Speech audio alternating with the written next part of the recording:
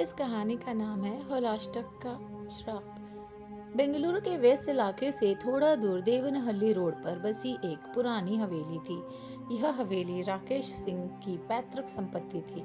राकेश एक software engineer था, 35 साल का, जो आधुनिक जिंदगी जीता था। उसकी पत्नी सीमा 32 साल की होममेकर घर संभालती थी। दोनों का एक 5 साल का बेटा अर्जुन था, जो दिन भर खेलने में व्यस्त रहता। हवेली की दीवारें समय की चपेट में थी। दरारें, मकड़ी के जाले और वो पुरानी लकड़ी की सीढ़ियां जो हर कदम पर चरमराती। राकेश को यह जगह पसंद थी क्योंकि यहाँ बचपन की यादें बसी थी। दादाजी की कहानियाँ, होली की रौनक। लेकिन अब होलाष्टक शुरू हो चुका था। फाल्गुन शुक्ल पक्ष की वो 8 रातें, जब शास्त्रों में शुभ कार्य वर्जित है। गांव में लोग इन दिनों डरते हैं। कहते हैं भूत प्रेत विचरते हैं। शहर में राकेश जैसे लोग ऐसे अंधविश्वास मानते थे। एक शाम राकेश ऑफिस से लौटा। बाहर होली की तैयारियां जोरों पर थी। बाजार में रंग, गुलाल और ढोल की आवाजें। घर में सीमा रसोई में फूलों की माला बना रही थी। अर्जुन उसके पैरों में लिपटा खेल रहा था। ये क्या कर रही हो? राकेश ने थका थका सा पूछा। सीमा ने मुस्कुराते हुए जवाब दिया, होली के लिए। लेकिन होलाष्टक चल रहा है ना, कोई नया काम नहीं करना चाहिए, पंडित जी ने कहा था। राकेश ने बैग पटका और हंस पड़ा।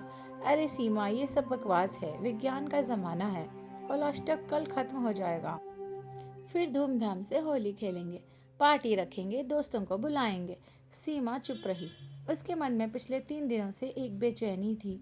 रातों में अजीब आवाजें सुनाई देती, जैसे कोई दीवार के पीछे फुसफुसा रहा हो या लुपेटी के पास कदमों की आहट। उसने राकेश को बताया था, लेकिन वो हंसकर टाल गया। रात के 11 बज गए। घर शांत था। अर्जुन सो चुका था। सीमा पानी पीने उठी तो लगा बरामदे में कोई चल रहा है। हल्की चांदनी में उसने खिड़की से झांका। अंधेरे में एक काली परछाई नजर आई, लंबी, पतली, धीरे धीरे लुपेटी की और बढ़ती हुई। सीमा का दिल धक धक करने लगा। उसने राकेश को झिंझोड़ा। देखो ना, कोई है बाहर। राकेश आंखें मलता हुआ उठा।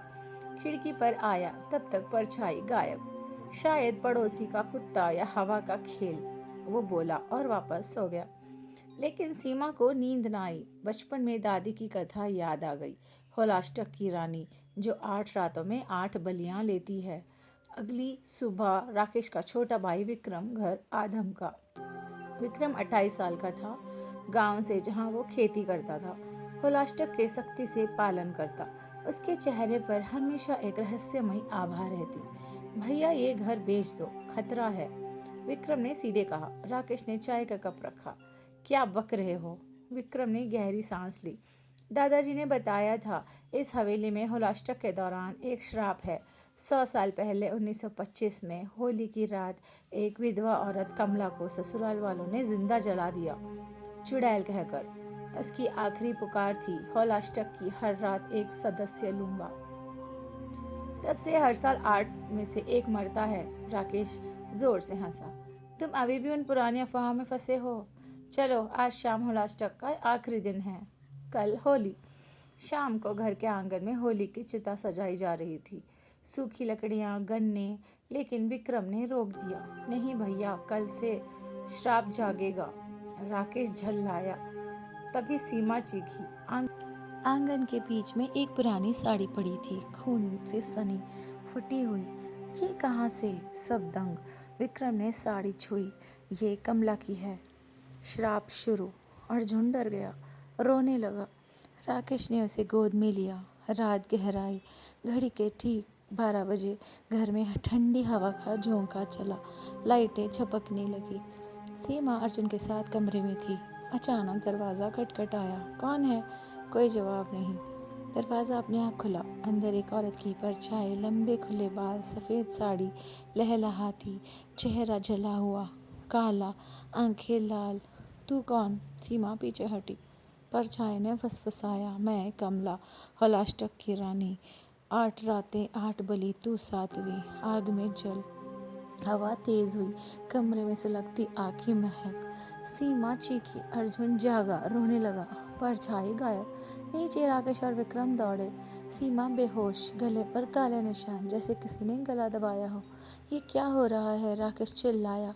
विक्रम ने आंखें तरेरी। दादी की डायरी देखो। लाइब्रेरी में है। पुरानी लाइब्रेरी में धूल भरी अलमारियां। डायरी मिली चमड़े की, पीले पन्नों वाली, दादाजी का लिखा। 1925 हलाष्टक। कमला विधवा थी। ससुराल ने कहा चुड़ैल।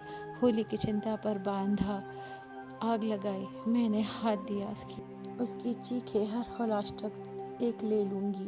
पहले साल मेरी बहू गई, फिर भतीजा। अब तक 10 साल 10 मौतें। श्राप टूटेगा जब चिता पर मेरी ही साड़ी जले। राकेश स्तब्ध। तुम्हें पता था विक्रम? विक्रम सिर झुकाया। हाँ भैया, हम 3 भाई। बड़ा भैया हौलाष्टक में मरा। मैं बचना चाहता हूँ। तुम्हारी बारी। सीमा होश में आई। उसने कहा आखिरी बलि होली की चिता पर। अर्जुन को बचाओ। राकेश ने फैसला लिया। श्राप टूटेगा, कल चिता जलाएंगे, कमला को शांति देंगे। रात बाकी रही भयानक। हर घंटे आवाज़ें, हंसी, रोना, चीखें।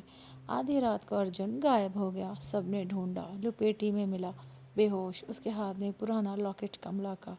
विक्रम ने छीना, ये श्राप का चिन्ह। सुबह हौलाष्टक खत्म। होली का दिन। आंगन में चिता सजी। पंडित जी आए, मंत्र पढ़े। चिता पर कमला की साड़ी रखी। अर्जुन को दूर रखा। अग्नि जली, लपटें भड़की। तभी तेज हवा, चीख गूंजी। आग में परछाई कमला, जला चेहरा रोती। शांति शांति दो। आग तेज हुई, परछाई मुस्कुराई, गायब। सब राहत की सांस लेने लगे। लेकिन विक्रम गायब। बाहर बरामदे में उसका शव, गला दबा, आंखें खुली। श्राप ने आखिरी बलि ले ली। पंडित जी बोले। राकेश रोया। सीमा ने अर्जुन को गोद लिया। हवेली भेज दी। होली का रंग अब कभी ना लगा। हलाष्टक सिखा गया, अतीत के पाप चुप नहीं रहते। कुछ श्राप आग से ही जलते हैं। अगर आपको ये कहानी पसंद आई तो लाइक करें, सब्सक्राइब करें और शेयर करें। Thank you so much.